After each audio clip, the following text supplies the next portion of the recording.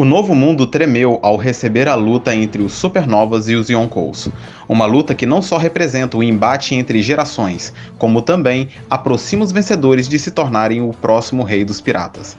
Resolvemos então contabilizar os golpes e técnicas usadas nessa luta como forma de avaliar melhor como foi esse grandioso confronto do mundo de One Piece. Fala galera, se querem saber mais sobre essa luta, então fique com a gente que vamos falar bastante disso aqui nesse vídeo. E não esqueça de deixar o like e se inscrever para ajudar o canal a continuar crescendo. Sem mais enrolação, bora pro vídeo.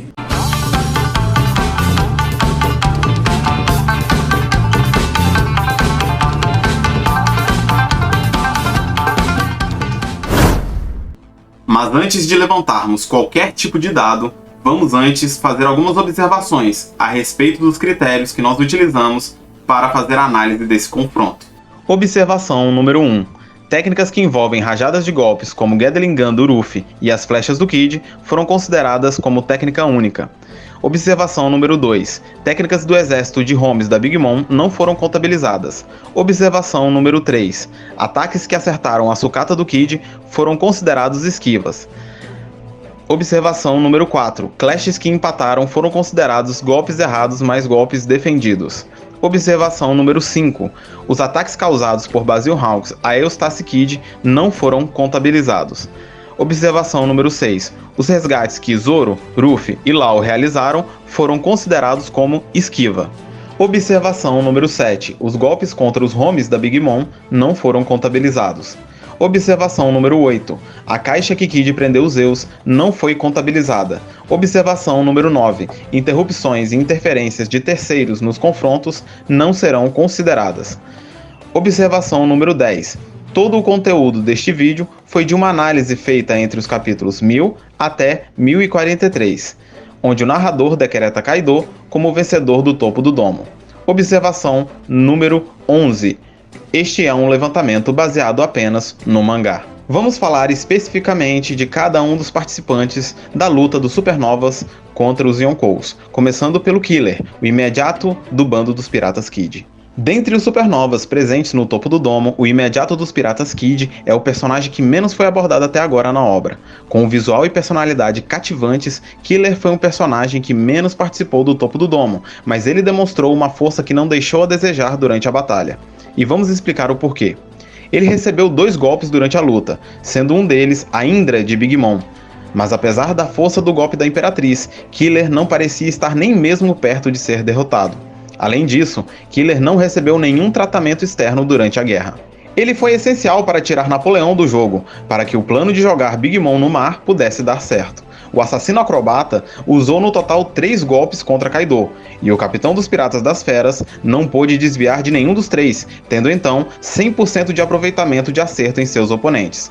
Destaque aqui para o golpe Kama Sonic, que deu dano interno em Kaido. Os números finais de Killer foram estes. Durante a batalha, Killer executou 3 golpes, acertou os 3 e não errou nenhum.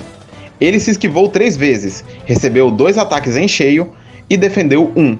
Ele não recebeu nenhum tratamento externo médico durante a batalha. Vamos ver agora a respeito de Roronoa-Zoro, o caçador de piratas e atual Rei do Inferno, que foi importantíssimo na luta do topo do domo. Ele acertou 4 dos 5 golpes que disparou contra os Yonkou, com um aproveitamento de 80%. Um destaque aqui para o empenho e força de vontade de Zoro nessa luta. Ele foi o primeiro Supernova que fez Big Mom temer um golpe e obrigou Kaido a desviar da técnica Hiryu Kaen, técnica que cortou o chifre direito de Onigashima.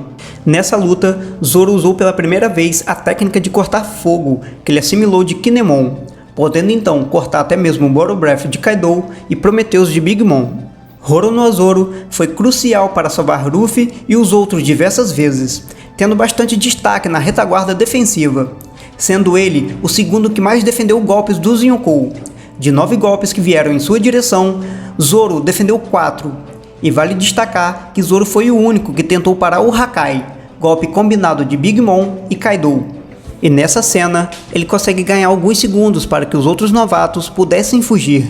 E no fim, Zoro foi resgatado por Law através da sua técnica Chambers. A última cartada de Zoro no topo do domo foi o golpe Moja no Tawamuri, golpe usando o Ashura no estilo 9 espadas. Esse golpe acertou a cicatriz que Oden deixou e fez Kaido reconhecer a força de vontade do espadachim, perguntando se ele também poderia usar o Haki do Rei. A partir daí, todo o esforço que Zoro fez começa a ter consequências. Ele não pode fazer mais nada, está fora da luta, e sua atuação encerra por aí. Todos os golpes de Zoro foram direcionados a Kaido, nenhum contra Big Mom.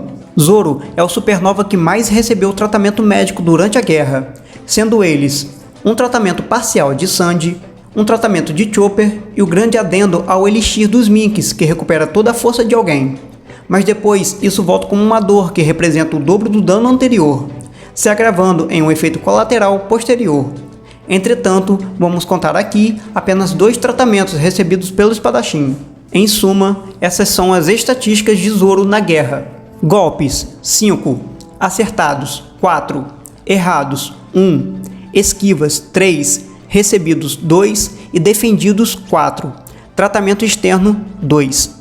Agora é a vez do usuário da Dik Dik no Mi, Eustace Kid. Finalmente, podemos ver uma luta um pouco mais detalhada do Kid na obra. E apesar de não ser 1 contra 1, ainda assim foi uma boa oportunidade para vermos várias técnicas e características de batalha do personagem que rivaliza com o Luffy e Law. Kid fez 11 ataques contra os Yonkous e acertou 9, sendo uma taxa de acerto de 82%. Seus ataques foram direcionados aos 2 Yonkous. E apesar de ter uma personalidade muito forte e arrogante, ele apresentou uma maleabilidade muito grande na hora de elaborar estratégias e planos, nos quais ele foi essencial para o funcionamento, como por exemplo, o plano de tirar Big Mom do topo do domo. Ele foi o segundo novato que mais vimos receber dano de um Yonkou, 10 golpes recebidos. Em todas as vezes, ele recuperou rapidamente sem nenhuma ajuda de um aliado, provando que tem uma resistência sobre-humana, já que sua Akuma no Mi não garante nenhum atributo de defesa natural. Outra prova disso é o fato de que Kid ter sido o único supernova que tomou danos de um personagem externo, que no caso foi o Basil Hawkins com os poderes da Wara Wara no Mi. Entretanto, Kid foi capaz de dar a volta por cima e continuar lutando em alto nível até a conclusão da luta contra Big Mom. Durante essa luta, descobrimos que Kid faz parte de um pequeno e seleto grupo de personagens que conseguiram despertar sua Akuma no Mi, elevando seus ataques a outra escala dentro do cenário mundial de One Piece, o que ainda é mais surpreendente, já que ele conseguiu essa façanha mesmo passando tanto tempo preso na prisão de Udon.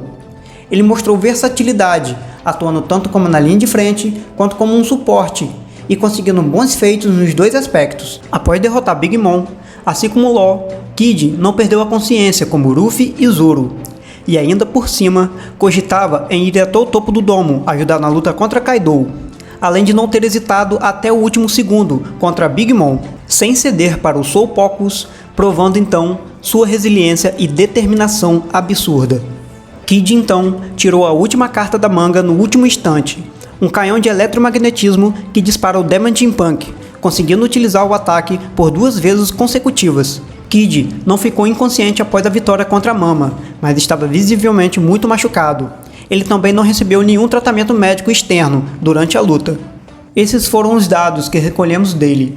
Golpes 11, acertados 9, errados 2, esquivas 6, recebidos 10, defendidos 0, tratamento externo 0. O cirurgião da morte, assim como Kid, obteve números dignos de um figurão do mundo da pirataria.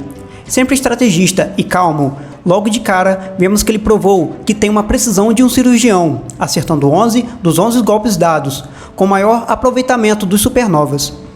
Utilizou o Chambers para se esquivar 6 vezes e defendeu um ataque de Kaido usando a técnica Katen. Law foi essencial para os planos de separar os 2 Yonkous e teve frieza e calma necessária nos momentos que precisava tirar o pé do acelerador, dizendo para Zoro que era melhor permitir que Prometheus fugisse do que perder um dos aliados. O ex-Shichibukai não recebeu tratamento externo, mas ainda não sabemos se ele se curou ou não no trajeto entre o topo do domo e o palco do castelo. Law tirou várias cartas da manga e mostrou técnicas inéditas durante o confronto. Entre elas está a técnica Katen e Run, que provém do despertar da Opi Opi no Mi, fazendo que ele, ao lado de Kid, entre para o grupo de personagens que alcançaram o despertar da Akuma no Mi. Trafalgar demonstrou uma enorme superação durante a luta, pois sabemos que a Op Op no Mi exige muito da energia do seu usuário. Mas Law soube administrar bem essas limitações e superou seus limites conforme a luta chegava a seu ápice, chamando a responsabilidade com uma postura de um verdadeiro maestro. Além de ter usado várias técnicas de dano interno, Law também usou técnicas de suporte como Chambers, Tact e Silent. Esta última foi usada para dar um suporte ao ataque do Kid ao fim do confronto contra Big Mom, impedindo que ela desse ordens para Mystery ou usasse qualquer outra técnica. O capitão dos Piratas do Coração, apesar de gravemente machucado, não ficou inconsciente após a vitória contra Big Mom. Os números de Law no confronto contra os Yonkou foram esses: golpes 11, acertados 11, errados 0, esquivas 6, recebidos 8, defendidos 1, tratamento externo 0. Vamos agora falar do protagonista do mangá, Monkey D. Luffy. O infame pirata do Chapéu de Palha demonstrou toda a sua evolução desde a batalha em Kuri. Ele se focou exclusivamente em partir para cima de Kaido. Foram 28 técnicas disparadas, sendo que 20 foram acertadas, o que nos revela uma taxa de 72% de acerto dos golpes. Luffy não ouvia os planos dos demais aliados e partia para cima para lutar de forma instintiva, o que fez com que ele fosse resgatado por seus aliados em mais de 5 ocasiões, e foi a nocaute mais de 3 vezes, sem obviamente levar em conta a derrota em Kuri. Luffy foi reconhecido por Kaido como um dos grandes piratas que podem dar dano a ele usando o Haki, e durante a luta Luffy aprendeu como incrementar a essência do Haki do Rei em seus golpes revestidos com Kouka, elevando o personagem a outro nível de dano através do Haoshoku. Apesar do Chapéu de Palha não ter demonstrado uma liderança estratégica e tática, ele demonstrou uma liderança através de carisma e responsabilidade, auxiliando e guiando Yamato e Momonosuke na luta do topo do domo. Luffy recebeu uma grande quantidade de golpes. Isso se deve ao alto nível de exposição que ele passou durante a batalha, e pelo fato dele ter recebido tratamento médico e voltado com a mesma postura de antes. Ele mostrou que consegue trocar golpes com o Yonkou durante uma batalha, mas perde em resiliência com o tempo. Mas mesmo assim, ainda é um feito notável. Ele utilizou alguns golpes inéditos nessa batalha. Destaque para o Red Rock, que é uma espécie de Red Hawk usando o Gear Surge.